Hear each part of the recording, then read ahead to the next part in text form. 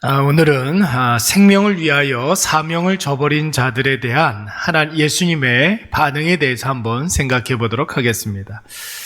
전에 한 청년이 저에게 그런 이야기를 했습니다. 목사님, 교회 너무 오래 있으면 할 일 없는 사람처럼 보여서 어쩔 수 없이 교회에 있는 시간을 좀 줄이고 놀더라도 다른 데 가서 좀 놀아야 되겠습니다.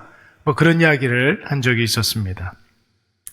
여러분, 이 청년은 물론 이 교회 봉사를 굉장히 잘하는 청년이었습니다.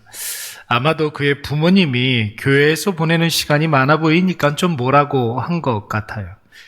심정적으로는 그 청년의 입장이 좀 이해는 됐지만 제가 그때 청년에게 그런 이야기를 했습니다. 내가 하나님 앞에서 하나님, 나 좀 어쩔 수가 없어요, 이렇게 이야기하면 하나님도 나에게 결정적인 순간에 그래? 그렇다면 나도 어쩔 수 없구나, 이렇게 이야기하실 수도 있어. 제가 그런 이야기를 했습니다. 제가 이 말을 뱉어놓고 저 자신이 얼마나 깜짝 놀랐는지 몰라요. 왜냐하면 그 말이 맞기 때문에 그렇습니다. 내 마음에 나도 모르는 사이에 스며드는 이런 어떤 안일한 그런 생각들이 하나님이 그런 안일함에 대해서 그렇게 이야기하시는 것 같았습니다.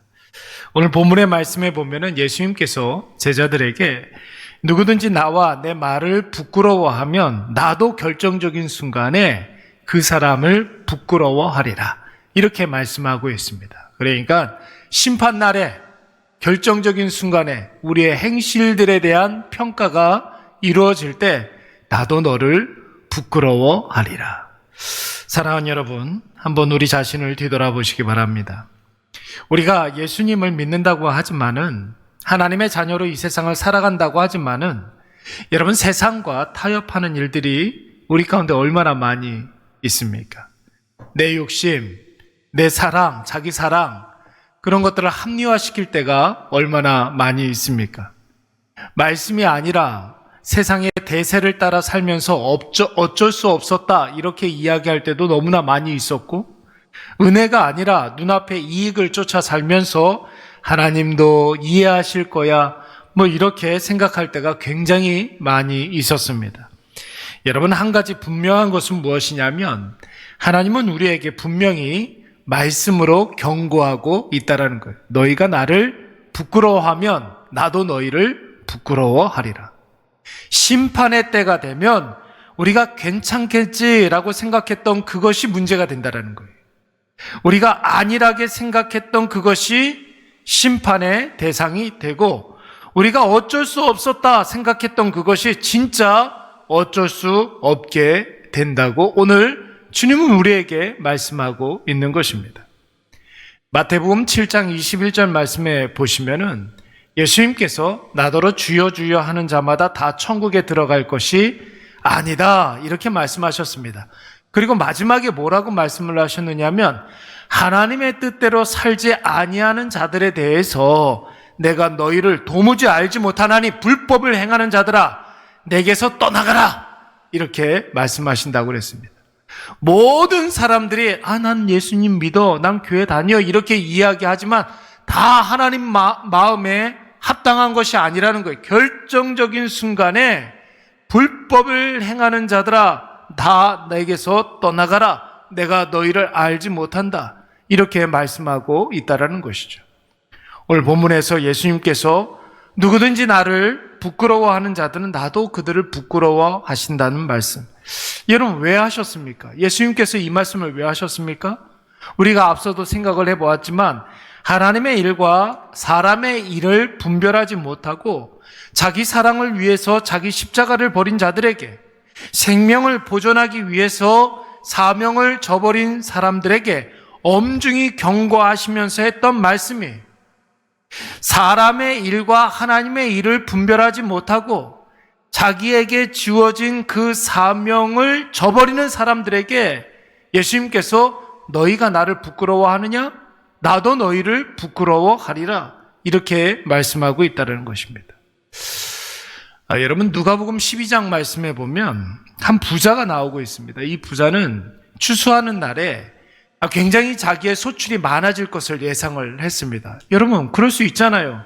대풍을 만나게 되면 추수할 것이 많겠구나, 이런 생각을 논부는 다 하게 됩니다. 그래서 마음에 생각하기를 뭐라고 생각을 했느냐면, 지금 있는 곳간 조금 이렇게 좀 작으니까 이 곳간 헐고 더 큰 곳간을 짓자, 이렇게 생각을 했습니다.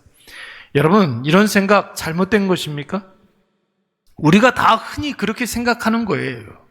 아마 누구나 이런 상황을 만나게 되면 이 부자와 같은 생각을 했을 것입니다. 작은 곳간으로는 내 추수할 곡식을 다 저장할 수 없으니까 어쩔 수 없이 더 큰 곳간을 새롭게 지어야 한다는 생각, 어찌 보면 당연한 생각이겠죠. 그런데 여러분, 그 어쩔 수 없이라는 생각에 하나님께서 제동을 거셨어요. 아니, 그렇게 생각하면 안 돼. 그 모든 것을 다 나의 것, 내 쓸 것, 내 소유라고 생각한다니, 그렇다면 나도 어쩔 수가 없구나. 그것이 누구의 것인지 내가 똑똑히 보여주마. 지금 부자에게 이렇게 말씀하고 있는 거예요. 그리고 나중에 예수님께서, 하나님께서 뭐라고 말씀하십니까? 누가복음 12장 21절 말씀에 보면 이 세상에서 가장 어리석은 자는 자기를 위하여 재물을 쌓아두고 자기를 위하여, 내 생명을 위하여 사명을 저버린 사람이라는 거예요. 사람의 일과 하나님의 일을 분별하지 못하고 분명히 이 사람에게 짊어준 이 사람만의 자기 십자가 있는데 그 사명을 저버리고 자기 생명을 보존한 사람이라는 것이죠. 이 사람은 어리석은 사람이라는 것입니다. 사랑하는 여러분, 참된 지혜는 사람의 일과 하나님의 일을 분별하여서 사명을 위하여 자기 생명을 기꺼이 사용하는 사람들입니다. 여러분, 생명은 굉장히 신비로운 거예요. 쓰면 쓸수록 고귀해지고 그 생명을 쓰면 쓸수록 더 가치 있어지는 줄로 믿습니다. 이게 여러분 믿음의 원리, 은혜의 원리 아닙니까? 하나님께서 우리에게 믿음을 왜 주셨어요? 써먹으라고. 하나님께서 우리에게 은혜를 왜 주셨습니까? 써먹으라고.